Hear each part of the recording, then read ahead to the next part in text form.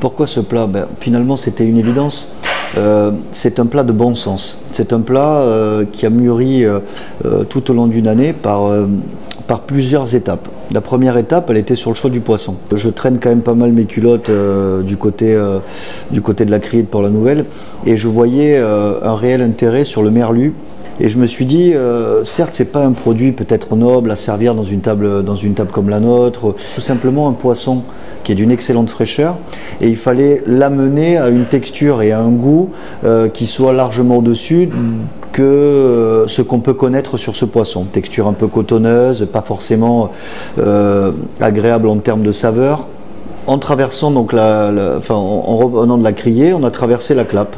Et dans cette Clappe, il y a un écosystème avec beaucoup d'aiguilles de pin, avec des odeurs assez mentholées, assez fraîches. Et on a essayé de faire un premier fumage.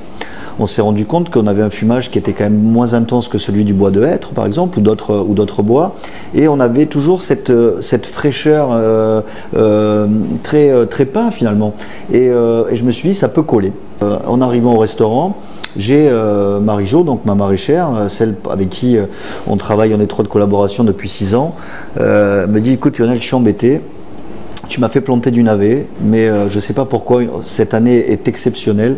On en a plus que de raisons, et avec Philippe, on avait peur justement de ne pas arriver à suivre. Donc on avait prévu quelques rangées supplémentaires, et ça donne super bien. Le légume est magnifique, il est gros. Je sais pas quoi en faire. Je vais trouver une solution évidente pour pouvoir finalement les conserver et pouvoir peut-être les servir tout au long de l'année, parce que le merlu est quand même là présent tout au long de l'année sur notre terroir marin. Et puis le week-end d'après, on a invité, avec mon épouse, on a invité à aller découvrir du saké dans les Pyrénées. Je goûte cet alcool, c'est un koji qui est poli, un grain de riz poli à 40%, avec une sucrosité assez intéressante, un côté très minéral, assez floral presque. Et là, d'un seul coup, ça s'est mis devant moi comme une évidence. Je me suis dit, attends, on va immerger le navet dans le saké, et on va pouvoir le conserver à travers ces traceurs.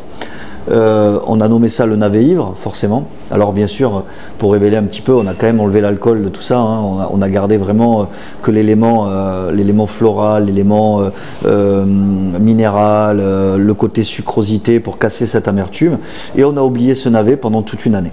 Et je rencontre Étienne au Mas Bachès lors d'une réunion avec plusieurs chefs, et il me dit, écoute, on a une année exceptionnelle en mi-camp, est-ce que ça t'intéresse? Je dis, bien sûr, je veux dire, tous tes bonbons d'agrumes m'intéressent, à nous de savoir les utiliser à bon escient.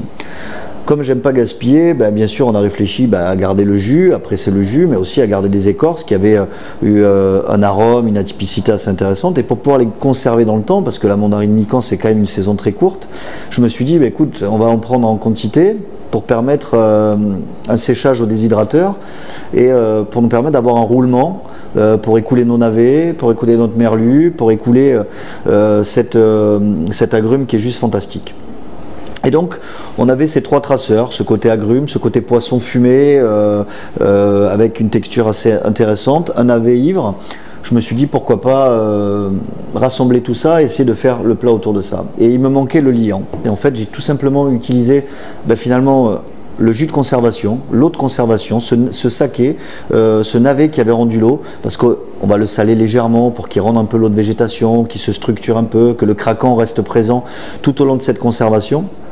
Et donc on avait un goût très parfumé, avec donc toujours ces notes de saké, minéral, mais aussi ce côté navet qui était assez intéressant. Et je me suis dit que le meilleur révélateur de tout ça, c'est un beurre fermier. Donc je suis allé voir mon producteur, je lui ai dit, écoute, qu'est-ce que tu as en beurre en ce moment? Il me dit, on a ça. Je lui ai dit, écoute, on va faire avec ça. Et on a monté la sauce avec ce beurre fermier, et là on a eu une sauce qui était quand même avec des notes très minérales, très florales, très agrumes, mais aussi un côté très, on va dire, paysan à travers ce beurre. Et donc voilà, on a assemblé ces trois traceurs, et ça a fonctionné, et c'est devenu un peu un plat signature. Surtout un plat que les gens affectionnent particulièrement. On ne peut pas le sortir de la carte, du moins pour cette année, et j'ai pas le navet en conséquence. Donc on est en train de travailler avec un deuxième jardinier qui nous crée en permaculture un second souffle de navet, et j'espère qu'on pourra le tenir toute l'année.